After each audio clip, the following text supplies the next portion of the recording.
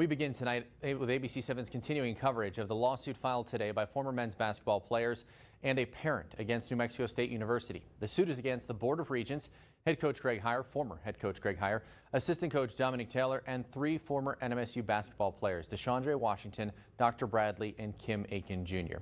This comes more than 2 months after the NMSU men's basketball program was shut down and Coach Heier was fired.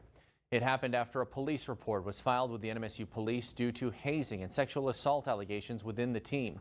Today, ABC 7 learned new details about those allegations that the university has only ever referred to as hazing. ABC 7's Rachel Phillips first brought you this story as breaking news on ABC 7 at 4 and has been following it all day. She joins us live in the studio with a breakdown of that very extensive lawsuit. I do want to warn you that a lot of the details we are about to discuss are graphic. That lawsuit filed today is 28 pages long. Former players say they endured excruciating moments over the course of last season. They also say their pleas for help went unanswered by coaches for months. Being pinned to the ground, mouth covered, pants taken off, buttocks slapped, and scrotum touched. Those are just some of the ways former NMSU men's basketball players Deuce Benjamin and Shakira Odunewu say they were sexually assaulted by 3 teammates. With Odunewu stating his buttocks was also penetrated on at least 1 occasion. There's a part of the lawsuit at the beginning where we talked about the behavior and how hazing really isn't what it is. It's really abuse. And it's much more than simply an initiation right. But at the heart of the lawsuit is how their pleas for help went unanswered. The players allege the sexual assault started in July of 2022 and ramped up into February of this year. The lawsuit states that the first time the coaches were alerted to the allegations was in November, and they were told multiple times after that. Odunewu said he asked Dominic Taylor to do something about it, and he says Taylor laughed in his face and said, quote, "What do you want me to do?" Perhaps if something had been done very early on, we wouldn't be here. There wouldn't be a lawsuit.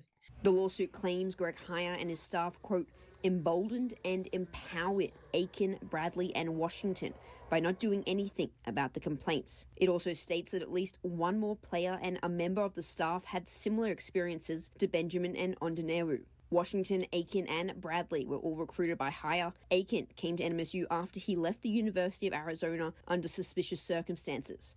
The lawsuit actually states both Heier and Taylor were on notice that Aiken had prior problems with inappropriate behavior towards other students. William Benjamin, Deuce's father, who is in the NMSU Athletics Hall of Fame, is also part of the lawsuit. He claims he tried calling both athletic director Mario Mocha and Heier the night Deuce Benjamin broke down and told him everything. He says that neither responded to him, and the next day they filed the police report with NMSU police. Part of the reason that these gentlemen brought this case was because they wanted to stop in collegiate athletics.